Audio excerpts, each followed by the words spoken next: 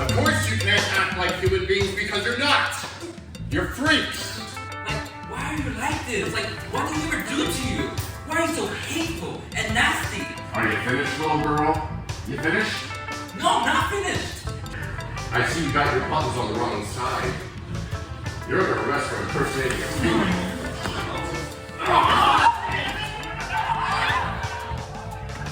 So last fall, Abra and I went to see a play in the Tenderloin neighborhood of San Francisco. And there was quite a bit that stood out about this play. But one of the things that struck me the most, at least initially, was that one of the main characters in the story was a cafeteria.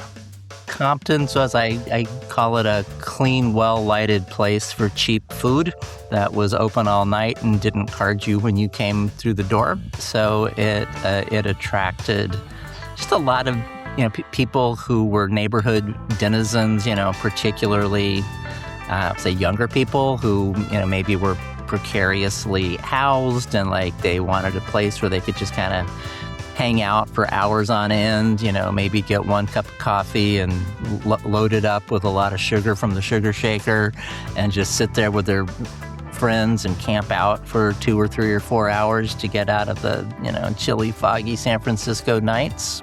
This play was one of a few pathways that led me to learn more about the transgender history in this neighborhood of San Francisco and a significant historical event that took place almost 60 years ago, just blocks from where we watched the theatrical reenactment of the event. I soon discovered that whatever pathway I took to learning, there was one person who was responsible for a bit of its paving. Chip, it's great to be on your show today. My name is Susan Stryker, and I'm a historian. And among other things, I've studied the history of San Francisco's Tenderloin, and particularly the history of trans people in the Tenderloin.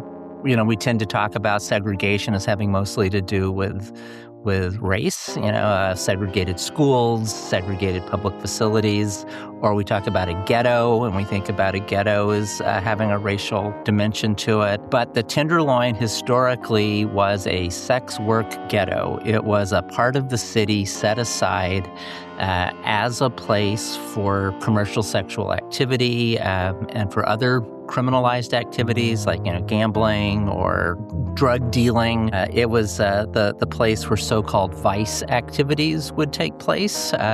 Such districts were often tourist destinations. People would do what they called slumming. You would see it even in fairly recent times, like the Greyhound buses would pull up outside the drag clubs in North Beach, So the Tenderloin was a slumming zone where bourgeois tourists and out-of-towners would go to, find somebody to pay to spend a few hours of the night with, or to score some drugs, or to see a late-night after-hours show, or during Prohibition to go find a speakeasy. The Tenderloin was the place where criminalized activity would take place, often under the cover of corrupt policing, that the police would allow something illegal to happen as long as they got their cut. There were Tenderloins in every major U.S. city in the mid 20th century, which basically just means a vice area, a red light district. Katie Conray is the director of the Tenderloin Museum. The Tenderloin had a underground economy and an above ground economy in the 30s, 40s, 50s.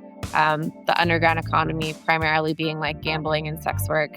The Tenderloin's evolved quite a bit since then, although it's still kind of considered a place that's, sometimes referred to as a containment zone, where the city and the police turn their back on activities that they wouldn't allow to happen in other neighborhoods.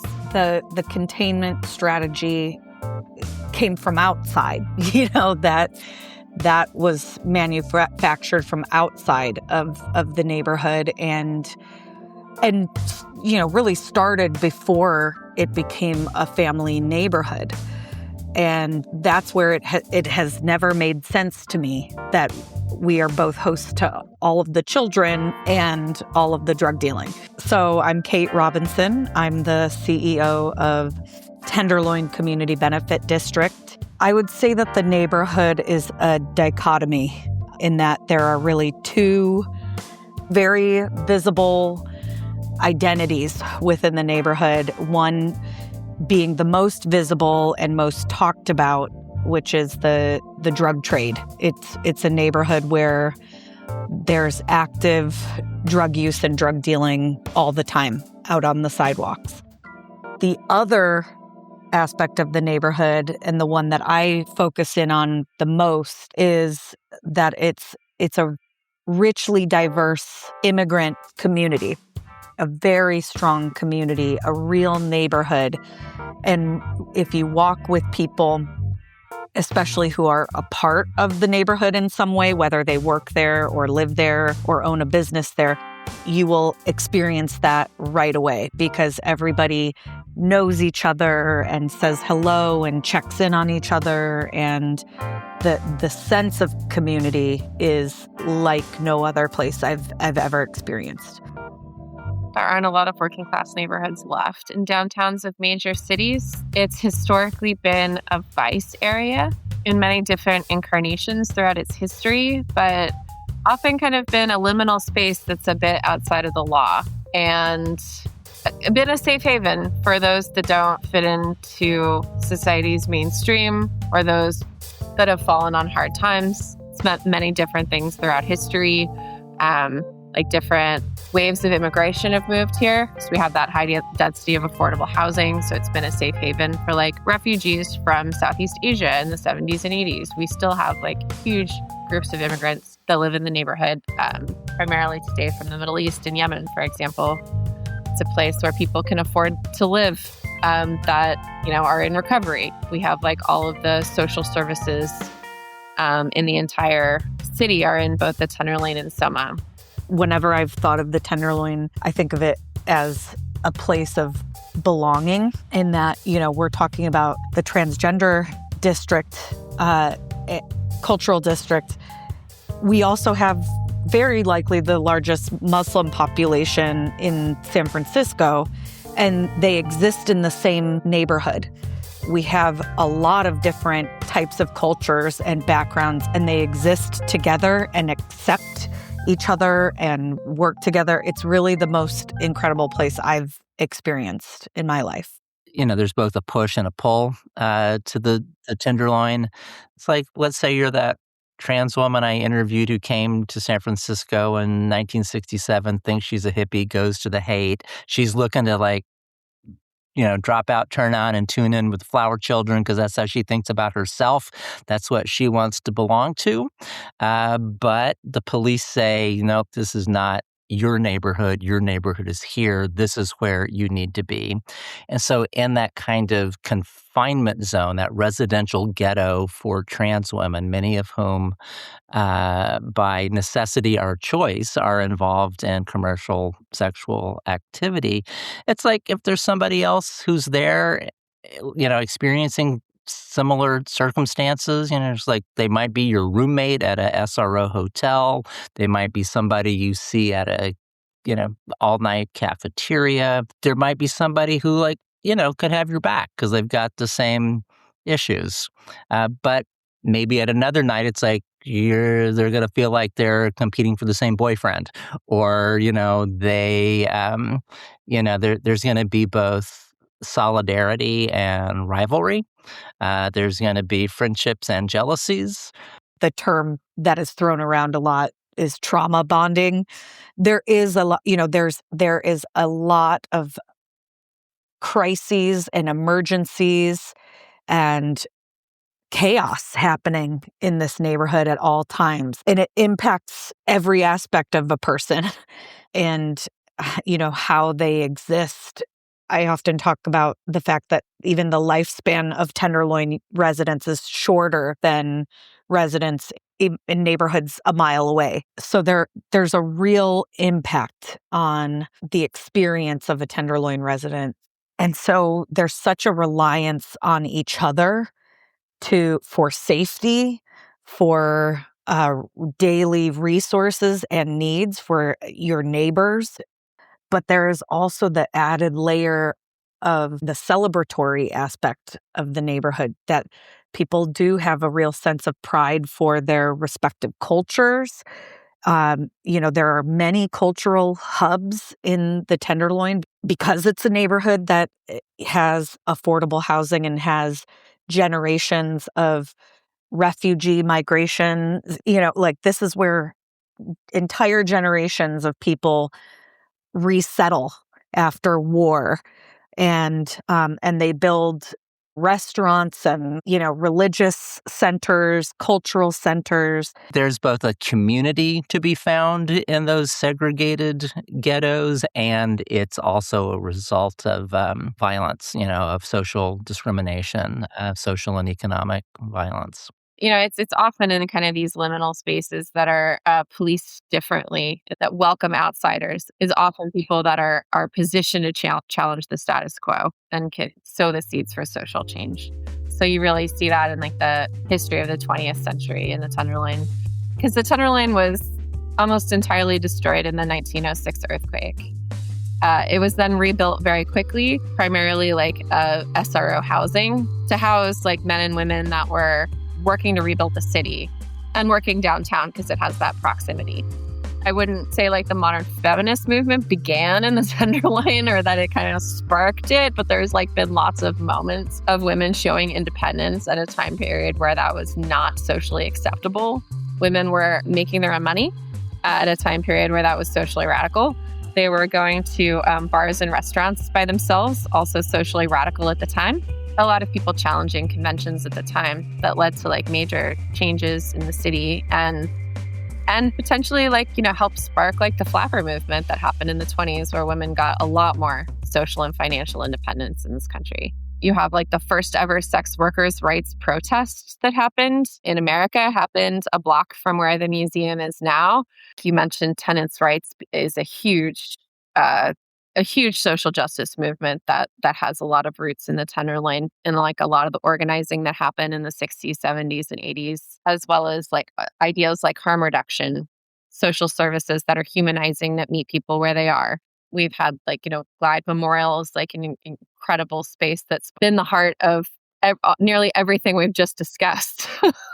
Glide has helped further at a time when those ideas were socially radical, including like the fledgling LGBTQ civil rights movement. Glide gave so much credibility to the early movement and gave like a group like Vanguard like space, literally space, like office space and resources to organize and hold their dances and parties and places where queer people could like exist and be queer without like the threat of police violence.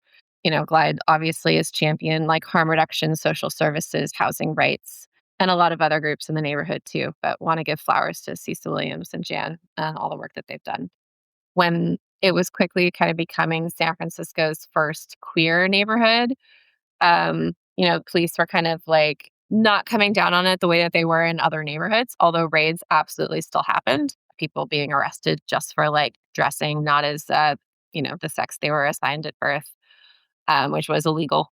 The fact that it's being policed differently, like it's like the only place where like queer people were like allowed to exist and be themselves. And it spawned like a social justice movement of people organizing and demanding rights. And like the modern queer civil rights movement started in the Tenderloin in the early 60s. And the Compton's Cafeteria Riot is like one moment in that history. There used to be a lot of late night cafeterias in San Francisco. I mean, it was kind of just, it's like, think of that famous painting, Nighthawks at the Diner, or a Dashiell Hammett novel, hard-boiled noir film, there's the greasy spoon that's open all night and people are sitting around on their bar stools or at the tables. And, it was just part of working class downtown culture. And Compton's was one of those kinds of places, except it was relatively large.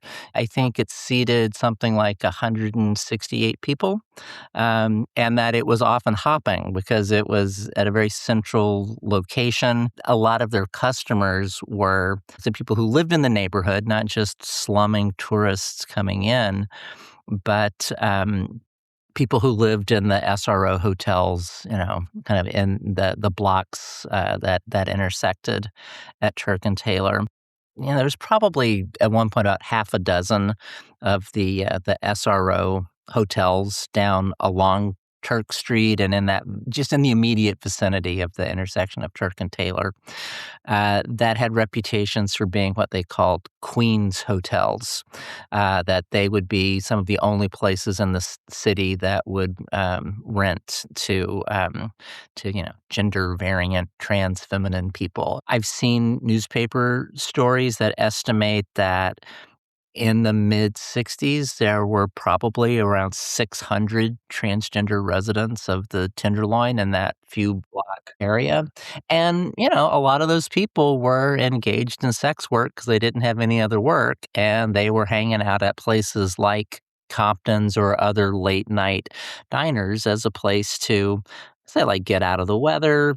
I've heard people say, oh, we would always go to Compton's. We wanted to show off a new outfit or a new boyfriend. It was kind of like the place to see and be seen in the Tenderloin.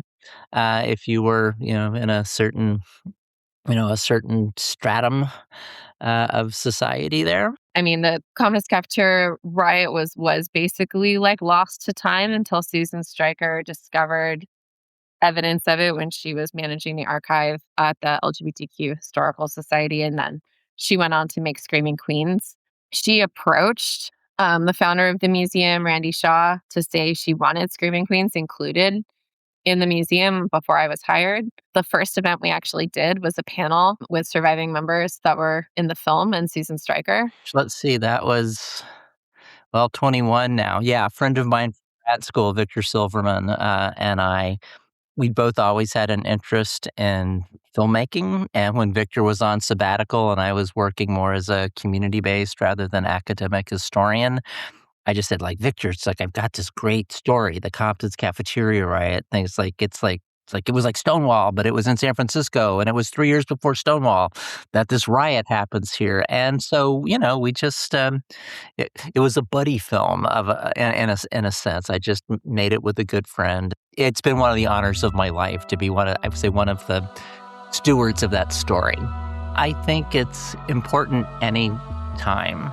to tell stories about marginalized, politically oppressed, socially oppressed, stigmatized people who stand up for themselves and just assert their basic human dignity, like their right to be alive, that they're not asking for anybody's permission, they're not taking the crap that is doled out to them, that, it's like the famous speech by Mario Savio and the Berkeley free speech movement, where he says, there comes a time when the operation of the machine becomes so odious that all you can do is throw your body on the gears and levers to make it stop. And that's what the Compton's Cafeteria riot was. It was trans women and gay hustlers and unhoused people and youth who had been kicked out of their families and just the kind of down and out, and what the Chronicle, the San Francisco Chronicle called the neon sex jungle,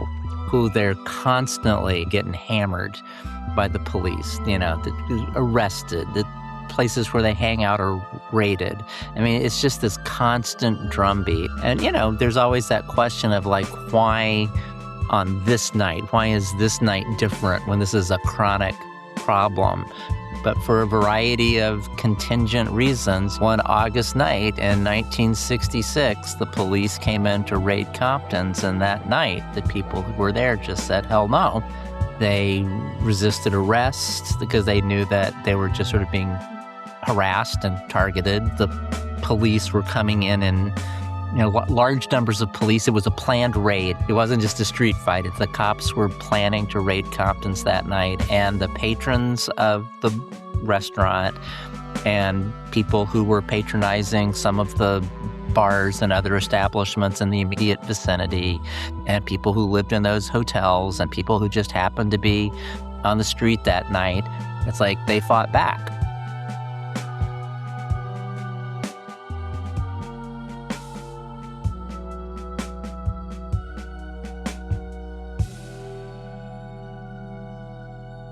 About, 8 years ago, 9 years ago, I walked into the Tenderloin Museum and I saw an exhibit about the Compton's Cafeteria riot. I never heard of that. a riot, in a diner, and it has all the LGBTQ history, but nobody knows about it. That was mind-blowing to me. And in that moment, I thought, wow, that would be an amazing play for San Francisco. Mark and I met when he was working like as a bartender at the nightcap, and he kind of came in and just said, hey, I'm like one of the originators of Tony and Tina's Wedding. I do immersive theater. I really love the Tenderloin. It reminds me of New York from the past, which is like he grew up in New York. I find it really interesting. Like, why don't we talk about like doing an immersive show together? My name's Mark Nasser. I'm an immersive theater artist and creator and producer. I've done immersive shows all over the country. Yeah, we kind of had the idea of potentially focusing on the Compton's Cafeteria riot. And he was a good community member. He went to our events. He showed up for things. He came to a screening we did of Beautiful by Night, which is a film about elder drag performers in Aunt Charlie's that stars Olivia, Donna, and Colette, who I then was able to introduce him to. And then the three of them like really established a friendship and a working relationship and met every single week for, a year to write the play.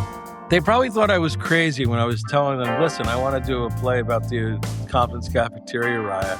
And I even met with Susan Stryker before I think I even met with Colette and Donna because I wanted her permission. Because, the Screaming Queens riot at Compton Cafeteria, the documentary made by Susan and Victor Silverman, it's stunning. And all the storylines were already in there, So they gave me their blessing. Then I met with Donna and Colette, and over a year, we met once a week. And it's one of the greatest writing experiences I've ever had. Not just because of the content or their experiences, but the way we all meshed. We kept turning. And, I would just sit there and go, listen to the stories that they had. We met once a week. Every Tuesday, I'll never forget it. We used to meet mostly at Colette's apartment, Colette LeGrand, and we'd spend a couple hours. And before you know it, we had a whole play. Colette and Donna are dear, dear friends of mine now. They're just wonderful, interesting people who've survived through all the trials of tribulations. And, are in their 70s, well into their 70s. It was inspiring, I'll say that. It's such a different experience. Obviously, like art has like the ability to really transform our way of thinking and can create like a lot of empathy and identification with characters, and what a powerful political tool that is. And I think immersive theater like does that to an even greater degree potentially because you're really there. And the Tenderloin Museum has really become known for historically inspired arts programs, and the arts is an incredible way of exploring history because it really like activates your imagination about it and makes it very real, the way that it was real, and connects and kind of helps you connect it to the present day. I think the immersive experience is unique in the fact that the characters are right next to you. You're inside the play. You're not fourth wall in the audience, which is also moving. I mean, great theater is great theater, but when you're in an immersive setting, it's a different experience. You can really transport yourself into being a part of the play. You're not just watching from the outside. But when you're sitting in that diner while we're doing our show, the Cafeteria, and, you're 5 feet away from a cop getting thrown on a table, that's a whole other thing. That gets the adrenaline going like nobody's business. And I think it's much more of an emotional reaction comes from that because you're like I said, you're next to it. I feel like the play gives an emotional point of view to the history. We're not just doing a history lesson. We're letting people go, this is the history, but these are the human consequences of this history. This is where these behaviors are coming from. When you're under the gun and you're in the trenches, it's a whole different scene. You're at war, really, on some level.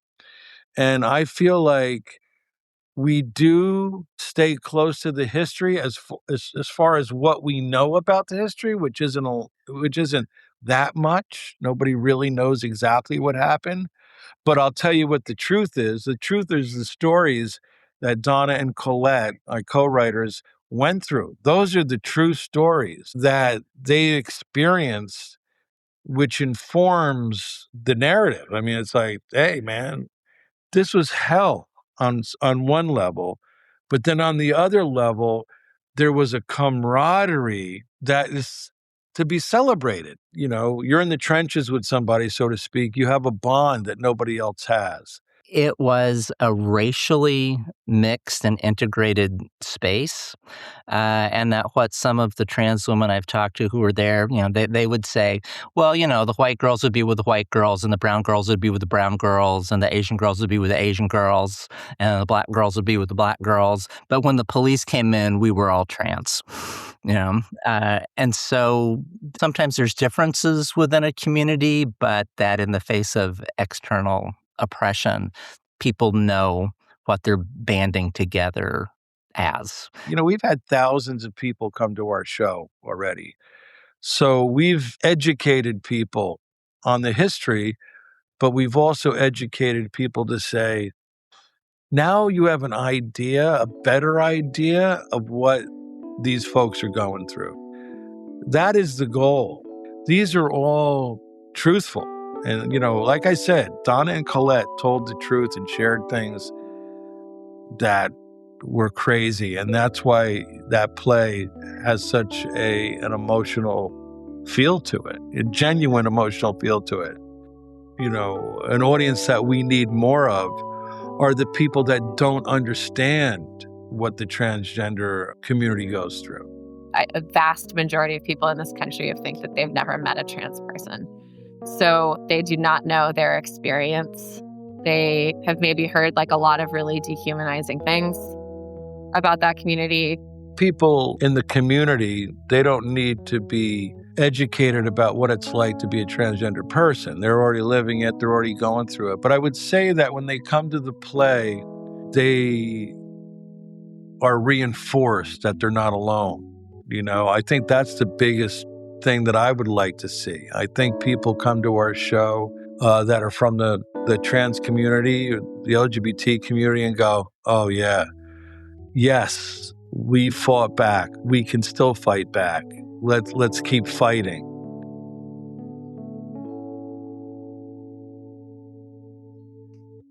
After the break, I talk with Breonna McCree about the Transgender Cultural District.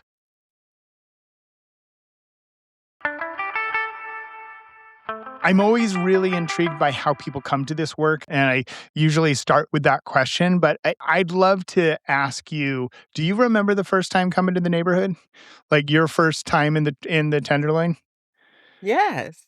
The first time I was in San Francisco's Tenderloin area, it's because I was homeless and I was just running the streets with another group of trans girls and we were going up to the Mother Lode. So we came through the Tenderloin and it was just a really vibrant, it was community. I went to we went to TARC, Tenderloin Research Center, where Miss Major was running her support group. So we went there first and went to Miss Major's support group, and then we made our way up to Divas. And along that route, there were just so many community agencies that I ran into that I didn't know existed in San Francisco. And so when was this ballpark? Like how long ago? This was 1993. How did we get from you discovering the community to where you are now? My previous predecessor, who is Aria Saeed, actually really kind of spearheaded and took the reins over from Honey Mahogany, who was the first executive director of the Transgender District. And Aria made the Transgender District into the third space that we know it is now. She turned it into this global phenomenon that is known worldwide. Because we were best friends, I was like her thought partner in her journey of creating the transgender district. When people think about a district, a lot of people think banners, different branding. What does it actually mean in practice? What is the transgender district? Yeah, so the transgender district really is placemaking efforts and creating a place where people can come to find economic development resources, job placement, identity documents, safe spaces, and helping us creating more third spaces for transgender belonging. We wanted to create an area where people felt proud and wanted to belong to this specific area to help us rebuild it and revitalize it into something that people can be proud of.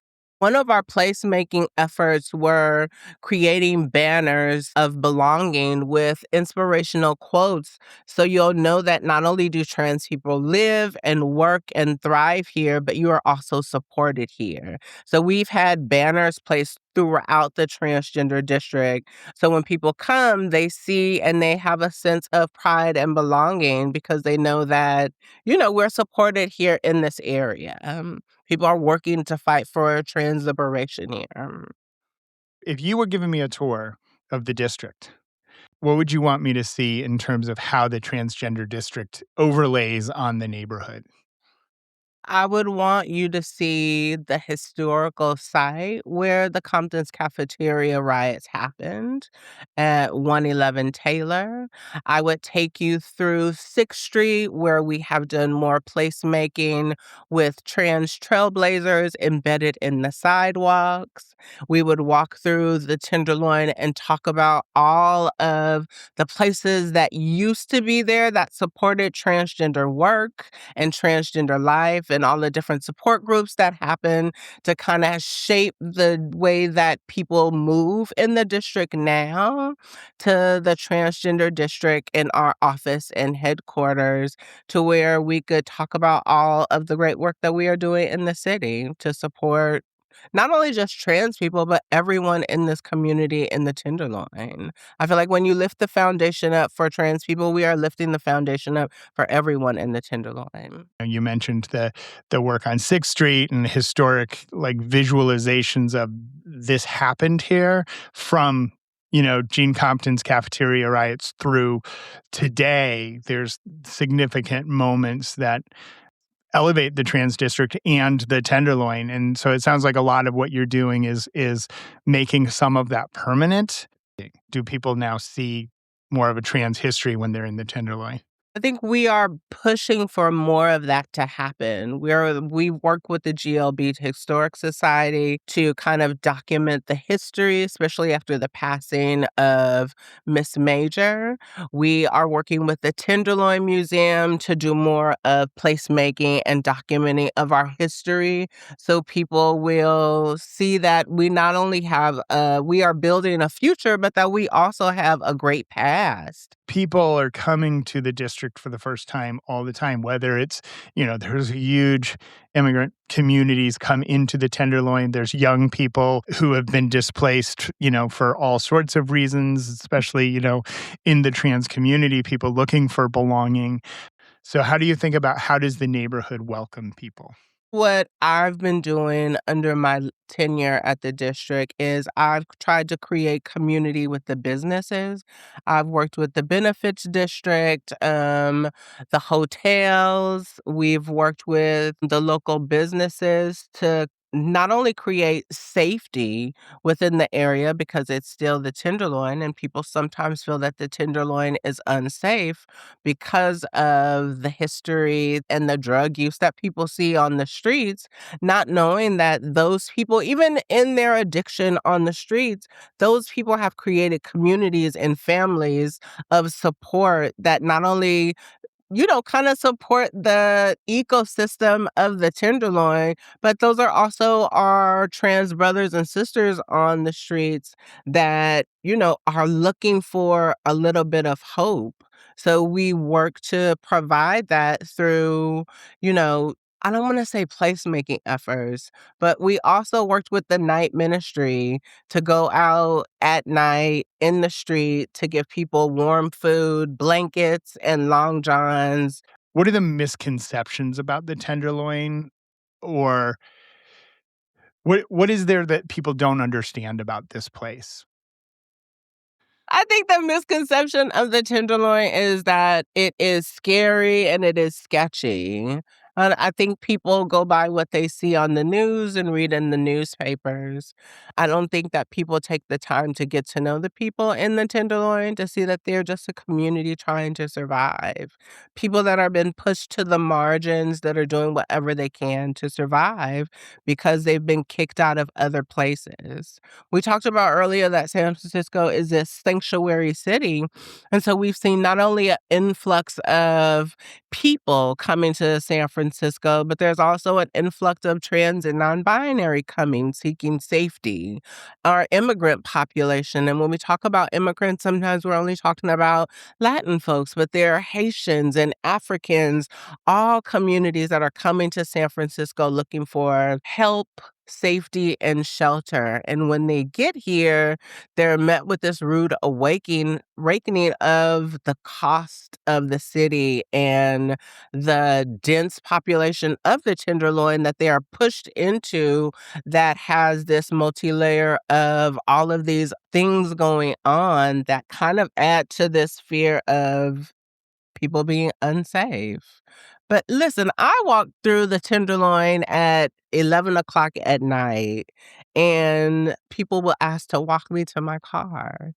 People will tell other people to leave her alone. She be here. Like sometimes people will say, leave her alone. She here. I see her during the day. She's working with the mayor. She's trying to make the city a better place. And so I think that the misconception is that the Tenderloin is this brutal and harsh place, but I just see it as people trying to make a better life for themselves. What has surprised you about this work, about what's harder or what's easier, or what you didn't understand going into it? Where have you been surprised by how to do this work? I have been surprised by the bureaucracy and the hoops that you have to jump through. Um, just to support the people here in the Tenderloin. I have been surprised that, as a small nonprofit, people will support the LGB and then forget to support the T in the same way that they support gay and lesbian folks. We don't get the amount of support that our lesbian and gay counterparts get. I remember talking to a funder and they were like, oh, well, I've already supported the LGBT movement by giving to this organization here. And I was like, yes, but that's not us. So people kind of lump the support into LGBT, and the T gets maybe 5%, 2% of that support. So we are constantly trying to not only fight for our placemaking efforts and our programs, we are also fighting just to keep the doors open and stay visible. If you were talking to somebody who's trying to set up a transgender district in another city, because this is a model, what advice would you give somebody in whereverville, USA, who's looking to set up a transgender district? I would say start off with community stakeholders, create a group of people that really support your vision and what you are doing. Find champions in city hall and local government who believe in your vision and also want to help you make this happen. Work with developers in your community that'll help get your vision pushed through. Find funding through philanthropic efforts or private donations that can support your vision. But you have to have a clear vision of what you want to do and who you want to support. Talk about the vision a little bit. If this is successful, what does it feel like? What does it look like in the neighborhood? If this is successful, the vision is to have ownership of businesses line the Tenderloin with trans and non-binary business owners. Our Entrepreneurship Accelerator program has created over 60 new businesses, but unfortunately, they can't afford the rent in San Francisco, so most of them are online businesses. We are working with the city to get our folks put into the storefronts, but it's just been really difficult because we don't have the type of support and infrastructure that is needed and the capital that is needed to get our folks into these storefronts. So right now, the successes are like Concept Kitchen, who is Avery. He opened a catering business. He had an idea of opening a catering business. He went through our Entrepreneurship Accelerator program. We gave him a seed grant to start his business. That was 3 years ago. And now he's been catering for, not only continue catering for the transgender district, but he's also catering for other nonprofits in the Bay Area. I consider that a win. Julie's Catering Services, who specializes in quiches, continues to work with other city departments and the transgender district. We have other businesses that have been really successful. We're trying to visualize what it would look like to have a bazaar space that would house multiple businesses, but then have maybe a coffee shop in the front and a stage in the back for community events. That is the vision if this is all successful and fully funded, I have to add. If this is all successful and fully funded, that is the dream, to have more businesses for trans and non-binary in the transgender district with a bazaar space and an extra community space. So the business incubator program, how long has that been going on? I think the first business Aria started was in 2019, 2020. She had got money from Black Lives Matter to do the first iteration of the incubator program for economic development. Okay, and what are the other programs? Talk me through, like, what else programmatically does the transgender district take on? We have our health and wellness fair that is happening in February. We work with the San Francisco Public Library. We bring over 35 nonprofit businesses and clinics into the libraries to give folks direct access to local Bay Area agencies and get them linked directly to services on the spot.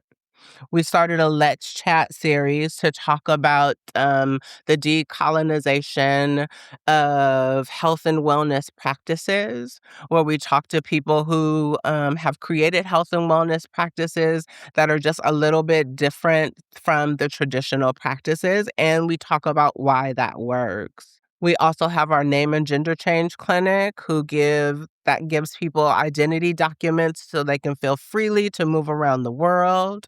We almost started a passport fund to create passports for folks. We're going to focus more on that in 2026. We also have Transgender History Month, which is legally recognized in August in all of California. During that month, we have our Expansive Showcase, which is a showcase of trans and queer artists in the classical music scene.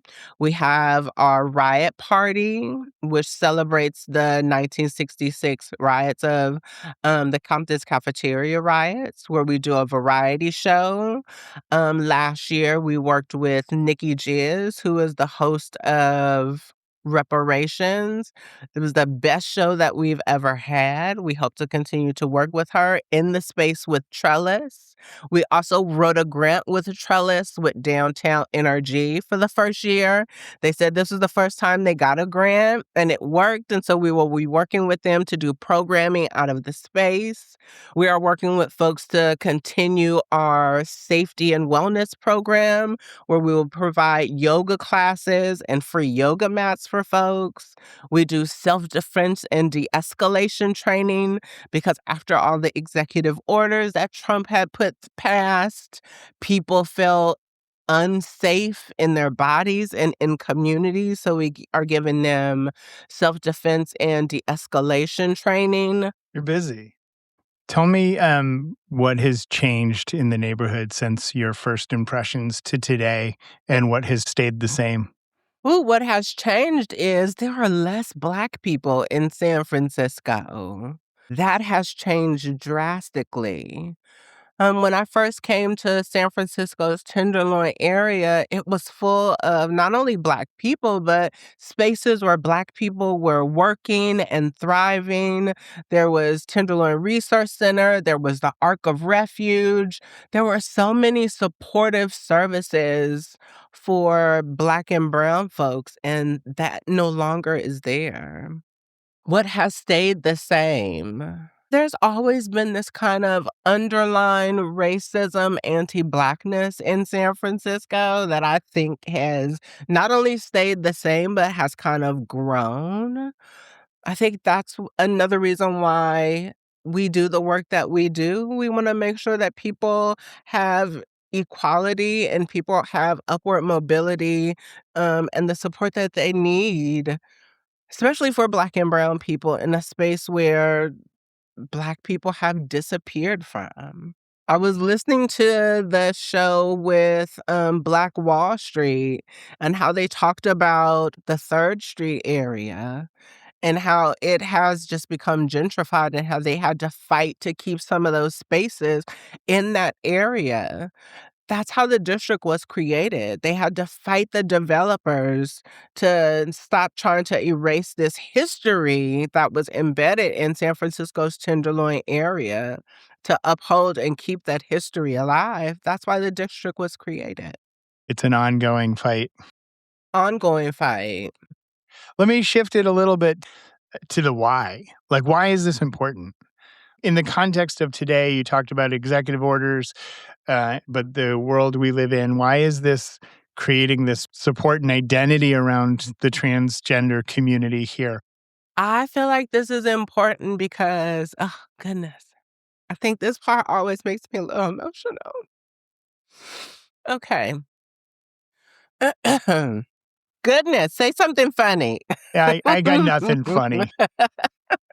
As a person who was once, living on the street, and there was this woman that saw me and she was like, "You don't look like you need to be out here. I see so much more in you." She took me off the street and she made me go to work with her. She made me go to work with her every morning. No, I had already had a great foundation from my family life with my parents. I think because of my gender identity, I just had to leave home. And so just being out there on the streets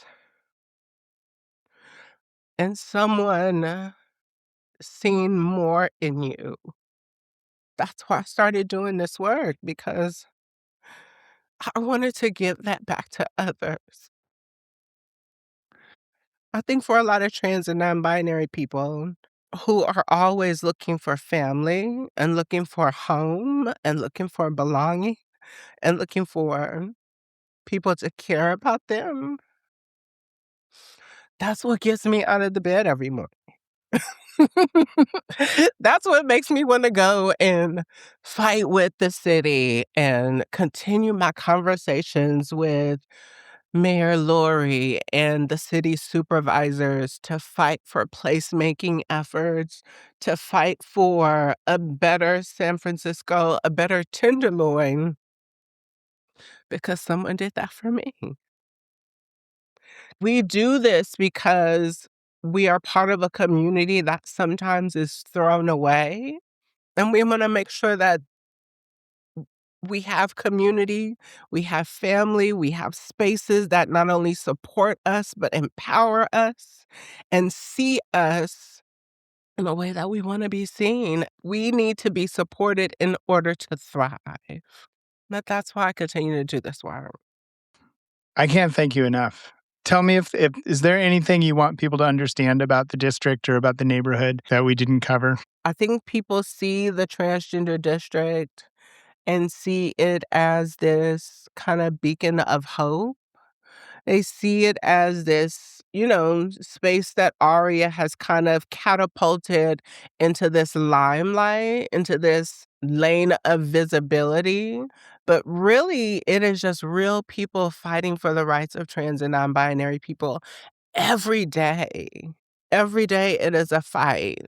I think that's just the difficult part of this job. That, like you said, every day it is a fight. And it shouldn't be that way. You shouldn't have to fight for the rights of, you know, people in a specific area. But we do this because we believe that we should be here and we're not going nowhere. And if we have to fight, we continue to fight. Yeah. And I mean, I do think, one of the things that's so profound about the district is, as you well know, it was illegal not that long ago to be trans in the district or anywhere. Anywhere. And now you have a district, aside from federal policies, and that is being defined by people who were illegal, and I'm using quotes, and in this moment, that's really important and necessary and powerful. And so, thank you, for the work you do, because it's so important and it's so vital for, who we are, not just the trans community, but world citizens and Americans and anyone who gives a shit about humanity and democracy. So thank you for your work. It's important. We are having a immigrants' rights mixer later on this month. But in that mixer, we also have to talk about how do we now handle the influx of trans cases that are going to be coming down the line around passport issues. So not only do we have to fight with our immigrant folks to keep them safe because ICE is running amok, and now we have to also worry about they're changing the identity of trans people's documents. When I've talked to people about the transgender district in San Francisco, there's sort of this feeling of concern in this climate. Like, how do you think about that or address that of like in a moment of like where trans people are being singled out and targeted as a class of people? Do you think about that? I have to think about that because I have people calling me, asking me, what do? I feel unsafe. That's why we created the health and safety practices, the de-escalation practices, the self-defense training. But, we had to have a conversation with our board about, do we keep our website up? Do we take all the pictures of the people and the community member and the staff off of our website? We have our phone numbers and our emails. Do we remove that? Do we remove our names off of our emails? People are talking about they're being doxxed. What do we do? We are living in a heightened space of what do we do? And I'm a girl from the hood. I grew up on the streets of Oakland, and I'm like, fuck it. I'm always gonna fight for the rights of who I am in my community. Miss Major used to always say, fuck it. I was like, fuck it. We can't let that shape our life. We can't live in fear. I feel like we've come too far to let them take us back. And so if they're trying to take us back, we have to go forward and we have to move it and we have to fight for it. We can't let them take us back to the shadows. We have to continue to moving forward. And if that means that we have to continue to fight, we have to continue to fight.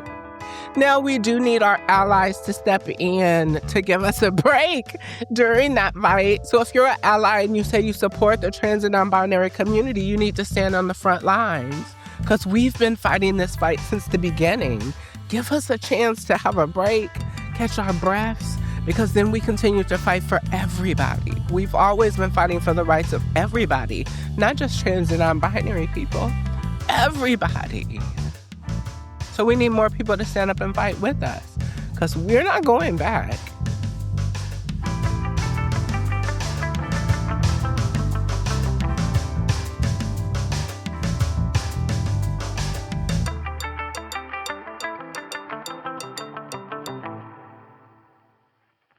Memorials tend to point to a single moment in a single place, a date, an address, a plaque. But history isn't that tidy. The riot at Compton's happened on one night in 1966, but the conditions that led to it existed for years before and after. The movement that it's a part of stretched far beyond that dining room and far beyond that intersection. It started at a booth on Turk and Taylor, but it could have been in many booths in many cities. So when we honor a place like this, we're not just honoring a riot, we're honoring a movement, a people, an idea. In this case, the idea that everyone deserves to be who they are in public. Yeah, I mean, the way we like memorialize historical events is obviously really important and can be very deliberate. I mean, it was just one flashpoint, though, in like a massive amount of organizing that was happening in the Tenderloin, which I think is also important to know.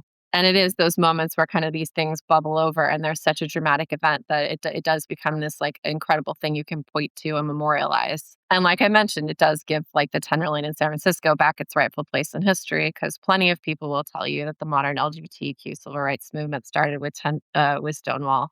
And that's one of the things that makes it so important, is that it really gives San Francisco back its rightful place in history as the vanguard of the movement. Trans women of color back their rightful place in history as the vanguard of the movement. I mean, also just important to know that things like this were happening all over the country too, like the Black Cat Riot in LA, for example, that there was this fervor, organizing, fomentation of enough is enough. Like, we want rights and visibility, and we want to be recognized as people. A couple of things changed. And one of them was the way police power operated. That it used to be like in the old days, it's like each precinct kind of has its turf, and the captain is kind of almost like the boss of that turf, and the patrol officers on the streets. It's like, maybe they're running their own little protection rackets. I mean, it's not like to say that every cop was a bad cop, but that there was corruption in the practice of policing, and it was very turf based. And the district that ran the Tenderloin, there were, certainly people who supplemented their salaries, by the way they policed that district. But one of the liberal reforms in the early 1960s, remember, the 60s were a decade of upheaval, particularly in San Francisco. But not just San Francisco, like most major cities, there was quote unquote urban unrest. And in cities like San Francisco, where a liberal mayor's office was elected in the early 1970s in San Francisco, that would be Alioto's mayoralty, that they changed the way policing worked, partly in response to social movement criticisms of the way that people were policed, that the way the hippies were treated, the way, the people in, the Black Power and Brown Power and American Indian movements were treated, the way gay people were treated. And so there were reforms. I think of it as kind of like, well, it's a kinder, gentler police power rather than it's like an anti-police reform. But the relationship between police power and a particular territory, that's what got broken. It's like the Tenderloin is not a place now that trans people are policed into by a quasi-corrupt police power that wants to profit from their ghettoization in that space. Before the riot and even during it, the corner of Turk and Taylor was, by many measures, a community space. It was imperfect, it was constrained, it was policed, but it was a place where people gathered, recognized one another, and built belonging in public.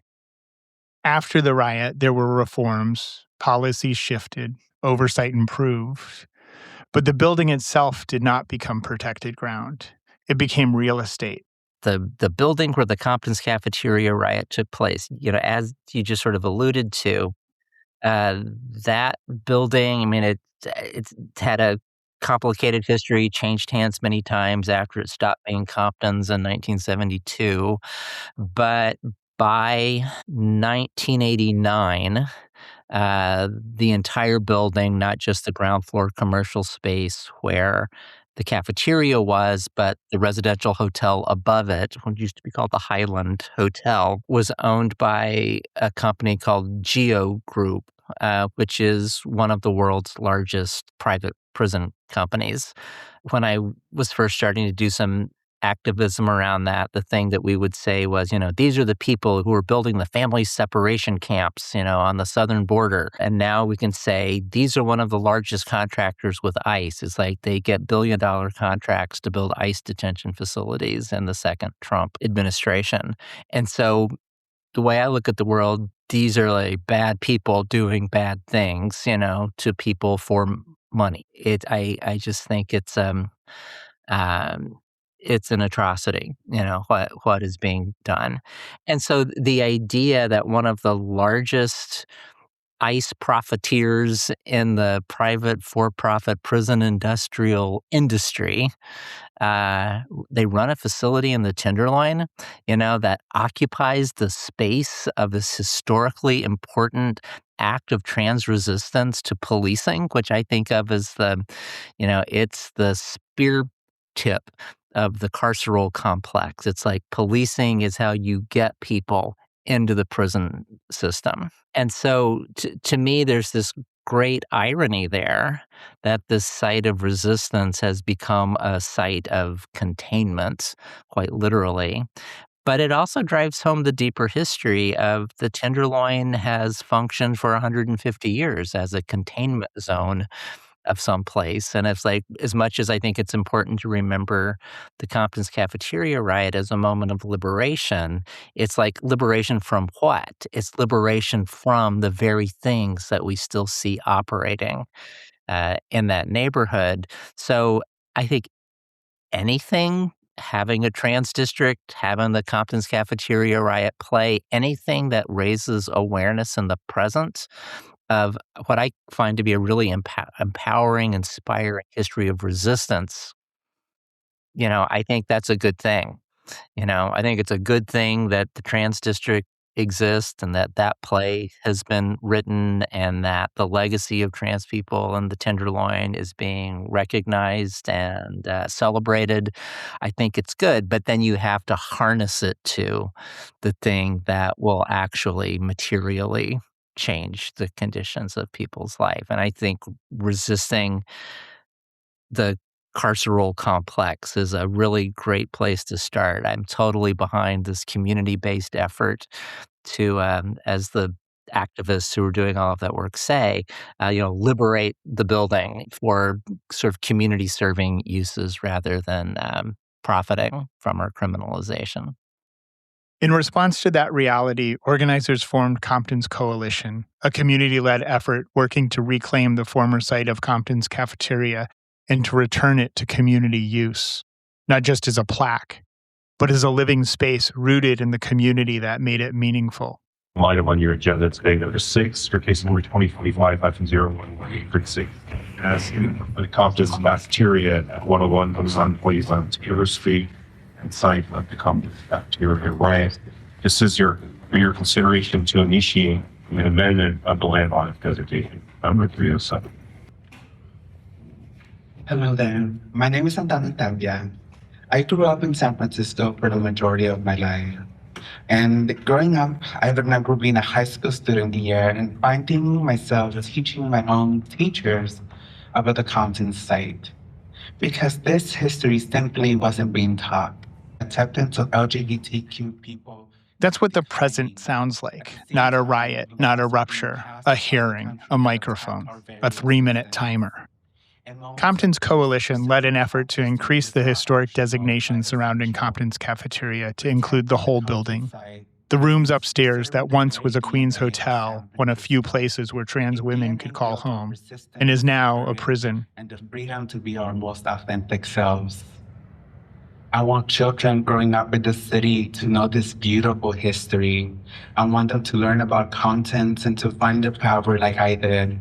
Expanding the landmarking ensures that this legacy is not erased and that future generations can stand in place where queer and trans liberation truly began. To close, I want to invite you to picture the entrance to the Tenderloin, where you are greeted by a historic Compton site, a place where people of all walks of life share space and joy, and remember the courage of the riots that took place there. I invite you to think about the feeling that you get when we think of San Francisco's greatness. And when you feel that pride, remember that it exists because of the trans people at Compton's. Because of their bravery, we are able to be our truest selves and carry that pride with us every step we take. Thank you. Thank you. The story of Turk and Taylor didn't begin with the riot, and it doesn't end there either. It's a story about containment and resistance, about reform and real estate, memory and ownership. It's a story about a district, and it's a story about dignity. It's about incarceration and liberation. And ultimately, it's about belonging. Sidewalk Ballet is a production of Big Creative Consulting, strengthening community through culture and place. Learn more at bigcreativeconsulting.com. Support comes from This Must Be the Place, a bi-monthly newsletter connecting placemaking professionals to opportunities. Learn more at thismustbe.org. There are a lot of people to thank for helping tell this story. Original music for this episode, as well as our theme music, was composed by the Peacoat Project. Engineering and editing by Ryan Musante. Thank you to Kate Robinson from the Tenderloin Community Benefit District and to Katie Connery at the Tenderloin Museum. Thanks to Mark Nasser and the whole cast and crew at Compton's Cafeteria Riots. If you are in the Bay Area, I highly recommend seeing this production. Thank you also to Greg Paroff for your ear and for your introductions. Thank you also to Santana Tapia, who's the spokeswoman for Compton's Coalition. Of course, thank you to Breonna McCree for sharing part of your story with us on the Sidewalk Ballet. Telling the stories of cities and the people who shape them is an important part of understanding how we strengthen communities and build understanding and steward belonging. The story of San Francisco's Tenderloin district and the trans resistance that grew from these blocks owes a debt of gratitude to Susan Stryker. My extended conversation with Susan, which I hope to be the first of many, will be posted on sidewalkballet.com. Also on the website and in the show notes, you'll find clips from a lot of the organizations we mentioned in this episode and some additional history on the transgender district in San Francisco's Tenderloin. If this conversation resonated, please share it with someone who's doing the work of keeping their community whole. Yeah, well, the thing I keep saying, maybe this is the thing for me to end on tonight, is if you can solve the problems of the intersections of Turk and Taylor, you can solve the problems of the world, because it is all just right there. I'm Chip. Thanks for joining us on this block of the Sidewalk Ballet. I'll see you downtown. When Johnson choked Rusty, finally my anger went to where it was meant to be. Don't mess with our babies, ever! I didn't think it just clobbered it. Oh my God!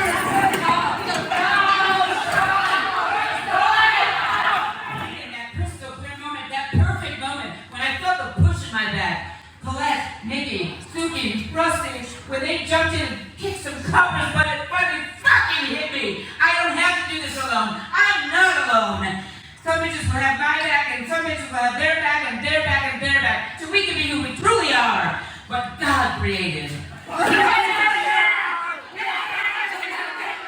Things have changed, but we still have some haters. Well, fuck them too. We are not going back. No fucking way.